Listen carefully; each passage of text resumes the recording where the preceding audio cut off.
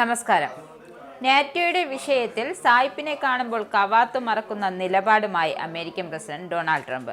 എന്തായാലും വിഷയത്തിൽ പുടിനെ കണ്ടപ്പോൾ ട്രംപ് കൈ കഴുകിയിരിക്കുകയാണ്. ഇതോടെ യുദ്ധഭൂമിയിൽ ആകെ ഒറ്റപ്പെട്ട അവസ്ഥയിലാണ് സെലൻസ്കിയുമായുള്ള കൂടിക്കാഴ്ചയ്ക്ക് മണിക്കൂറുകൾ മാത്രം ശേഷിക്കെയാണ് യുക്രൈനു മുന്നിൽ നാറ്റോയുടെ വാതിൽ തുറക്കില്ലെന്ന കാര്യം വ്യക്തമാക്കിയിരിക്കുന്നത് ട്രംപ്.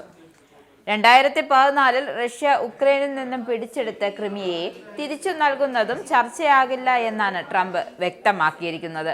എന്തായാലും ട്രംപിന്റെ ഈ നിലപാട് മാറ്റം അന്താരാഷ്ട്ര തലത്തിൽ വലിയ ചർച്ചകൾക്ക് വഴിവെച്ചിരിക്കുകയാണ്. ഉക്രൈൻ പ്രസിഡന്റ് വോളോഡിമിർ സെലൻസ്കിയും മറ്റ് യൂറോപ്യൻ നേതാക്കളുമായി വാഷിംഗ്ടണിൽ കൂടിക്കാഴ്ച നടത്താൻ തയ്യാറെടുക്കുന്നതിന് തൊട്ടു മുമ്പാണ് ട്രംപിന്റെ ഈ മലക്കമറിച്ചിലും. യുദ്ധം അവസാനിപ്പിക്കാനുള്ള അധികാരം ഉക്രൈൻ പ്രസിഡന്റ് സെലൻസ്കിയുടെ കൈകളിലാണെന്നും അതുകൊണ്ട് തന്നെ സെലൻസ്കി ആഗ്രഹിച്ചാൽ യുദ്ധം ഏകദേശം ഉടൻ അവസാനിപ്പിക്കാൻ കഴിയുമെന്നാണ് ട്രംപിന്റെ അഭിപ്രായം. ക്രിമിയ തിരിച്ചുപിടിക്കുന്നതിന് ഉക്രൈനെ സംബന്ധിച്ച് അസാധ്യമായ കാര്യമാണെന്നും ട്രംപ് വ്യക്തമാക്കിയിരിക്കുകയാണ്. ക്രിമിയ ഒബാമയുടെ കാലത്ത് വിട്ടുകൊടുത്തതാണെന്നും അത് തിരികെ ലഭിക്കില്ലെന്നും അദ്ദേഹം പറഞ്ഞു. കൂടാതെ ഉക്രൈൻ നാറ്റോയിൽ ചേരുന്ന കാര്യം പരിഗണനയില്ലെന്നും ട്രംപ് കൂട്ടിച്ചേർത്തു. ഈ രണ്ടു കാര്യങ്ങളും യുദ്ധം അവസാനിപ്പിക്കുന്നതിനുള്ള ചർച്ചകൾ ഒഴിവാക്കേണ്ട വിഷയങ്ങളാണെന്നാണ് ട്രംപ് വ്യക്തമാക്കുന്നത്. ട്രംപിന്റെ പ്രസ്താവനകൾ യൂറോപ്പിലെയും അമേരിക്കയിലെയും രാഷ്ട്രീയ നേതൃത്വങ്ങൾക്കിടയിൽ ആശങ്ക സൃഷ്ടിച്ചിട്ടുണ്ട്.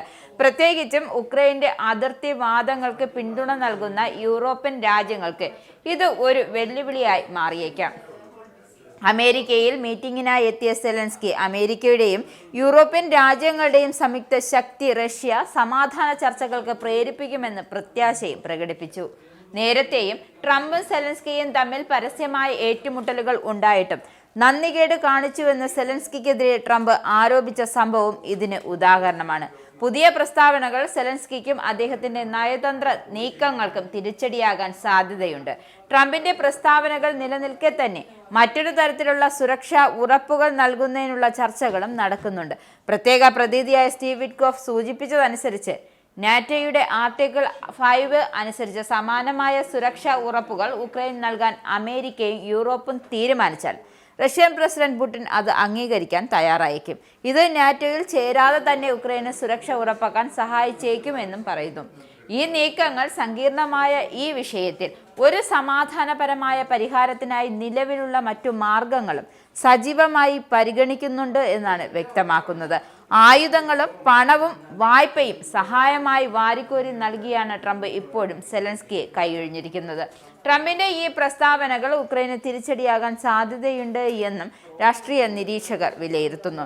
യൂറോപ്യൻ നേതാക്കൾക്കിടയിലും ഇത് വലിയ ആശങ്ക സൃഷ്ടിച്ചിട്ടുണ്ട്.